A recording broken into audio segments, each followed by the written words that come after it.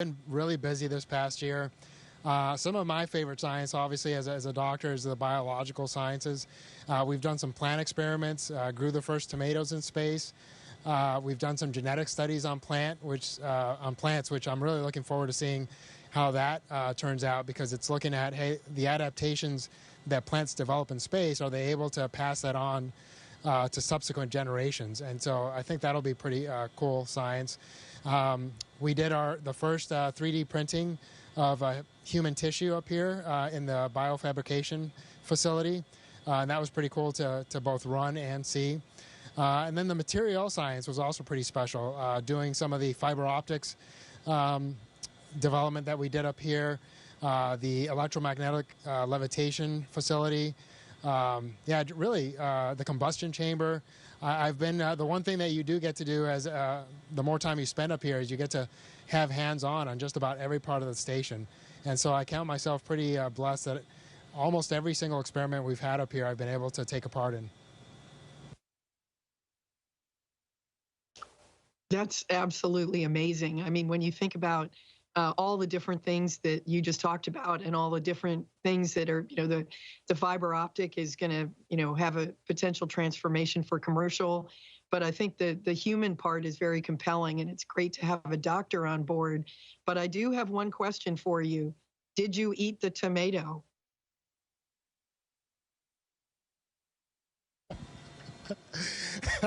That's hilarious. I don't know who put you up for that, but I did not eat the tomato, and I wish I had at this point, because I think everybody thinks I did.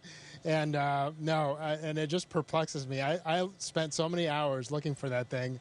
But as you know, sometimes you lose things up here, and despite it being a relatively small size, it's amazing how you lose something and then you just never see it again. But I'm sure the desiccated tomato will show up at some point and vindicate me years in the future.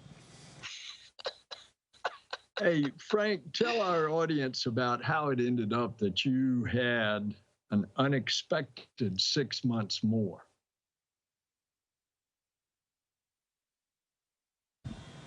And sir, I'm so sorry. Can you repeat that question, please? Yeah.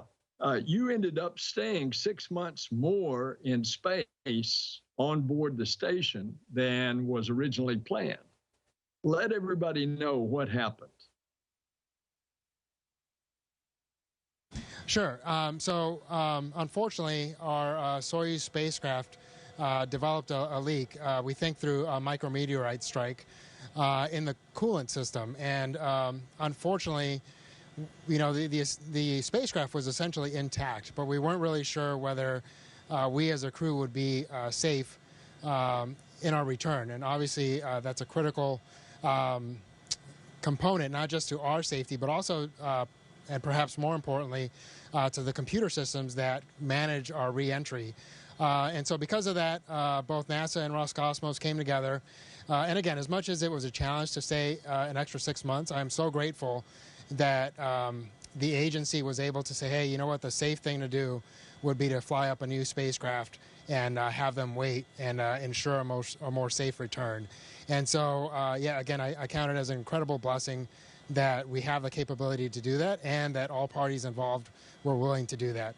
And so because they flew up the new spacecraft, we had to essentially backfill the mission that crew would have been filling, because they had to fly that spacecraft up empty, because we have to have a safety vessel, essentially, to be able to go home in case of an emergency. And so they couldn't fly up both a replacement crew and our ability to have that safety ship. And so, again, it's been a challenge, but I am looking forward to a return in a more safe and more secure spacecraft here in a couple of weeks. You not only have set that record, but it is also timely because it's Hispanic Heritage Month. And you, as a Hispanic American, symbolize the diversity of the wonderful, rich fabric of America.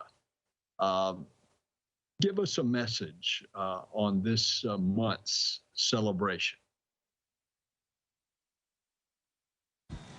Yes, sir. Well, it is very special timing. And actually, I came up last year in the same month of September. And so it's been a unique sandwiching of my time up here. And it's really an honor to represent both our country and my Latino community.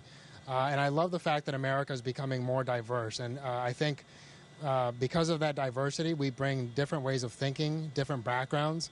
And really what that gives us is more unique perspectives on problem solving, right? And as we face bigger and more complex problems in the future, especially as we take on the challenge of human spaceflight deeper into our solar system, I think those unique perspectives are going to provide amazing and different points of view that will help us solve problems in ways that we can't even imagine right now. And so not just to Latinos out there, but to all of Americans, man, I can't wait. As a parent to 4 young kids, I've seen what this younger generation is capable of, and I think our nation's going to be in good hands, and I can't wait to see what these younger generations, the lengths that they'll take our country to, and I think it's going to be pretty incredible to watch.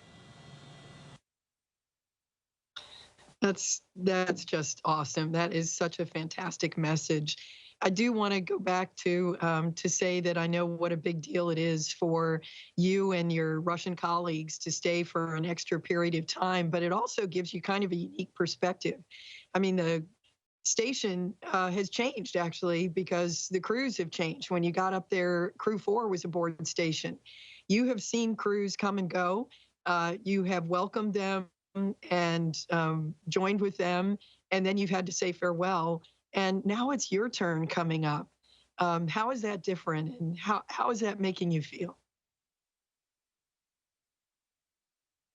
Yeah, Pam, thanks so much for that question, because one of the biggest, really my favorite part of being up here, and I think the most special part to me, is the fact that I've been able to fly with, by the time Laurel's crew gets here, it'll have been 28 other people that I've spent time in space with, which, if I do the math right, that's almost 5% of the humans that have ever been to space, which is pretty incredible. And my NASA crewmates have been just absolutely outstanding. I've been able to fly with almost half of my classmates, which, as you know, flying with a classmate just has a pretty unique feel to it, and pretty special. And so, honestly, I couldn't have imagined that I would get to fly with half of my class. And then the international partners, starting with Samantha, an Italian astronaut, and then Koichi and Soichi, both Japanese astronauts, Sultan, an Emirati astronaut, and then Axiom brought up Ali and Ray, who were Arab astronauts. And so just having that diversity up here was just such a unique feeling. And of course, Sergey and Dmitry and their families, they're the only other people that really understand what this challenge was like. And so we'll have that brotherhood and that bond for the rest of our lives. So again, it's just been an incredible experience. And all of that, the crew has been incredible. But then we've also been able to see and feel the incredible support that the ground team provides. I've been able to work with some just absolutely outstanding flight directors. The flight control teams have been outstanding, and the support staff that just makes sure that we have everything we and our families need to function at a high level up here. So just that whole experience of the NASA team and the international partner teams have been the most unique and the most special. Frank, how many hours a day do you work out physical training in order to keep your body functioning in that very unique microgravity environment? Yes, sir. They schedule us for about 2 hours a day.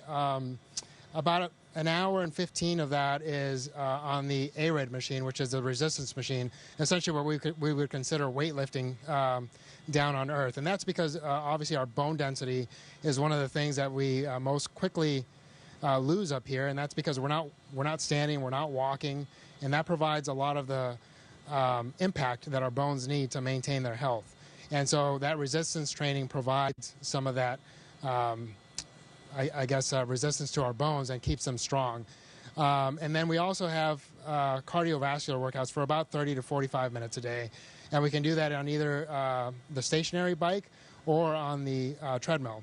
And so the combination of those things, I think, keep us pretty healthy. Honestly, I've tried to be pretty diligent about that because I want to be as functional as possible when I get back. I'm actually pretty excited. Again, as a doctor, I'm really excited to see how my body does when I return. I feel like I've stayed at a pretty high level up here, so it'll be interesting to see what those first couple of days feel like when I'm back on Earth.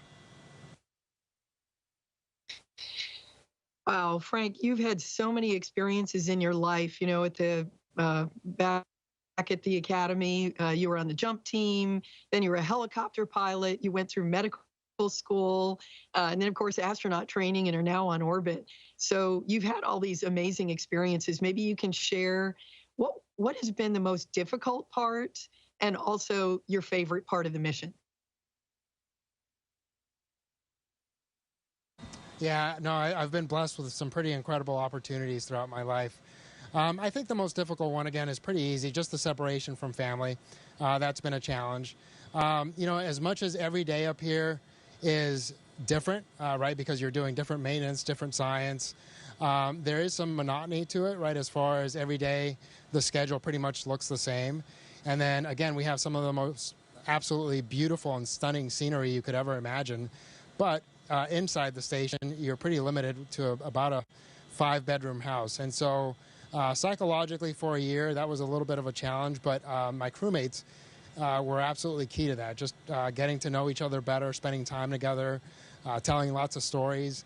Having Steve Bowen up here, it was actually pretty special because we were able to hear a lot of shuttle stories. And as much as we made fun of him for that, for me, that was a pretty, it was neat to listen and learn. Having spent some time with Peggy, and what she's meant to human spaceflight, that was also pretty special.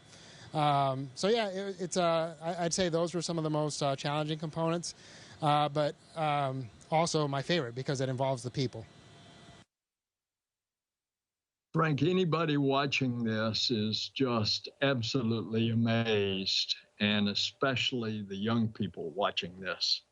So as we close out, why don't you give a message to the young people of planet Earth, especially those of Hispanic origin? Yes, sir. Well, thanks again for that opportunity. And again, it's an honor to represent our nation, to represent NASA, and the various communities that we represent up here. And I would just say, keep working hard, have big dreams, but start acting on those dreams as soon as you can. Really, the hard work and the dedication are the key components to making those dreams come true.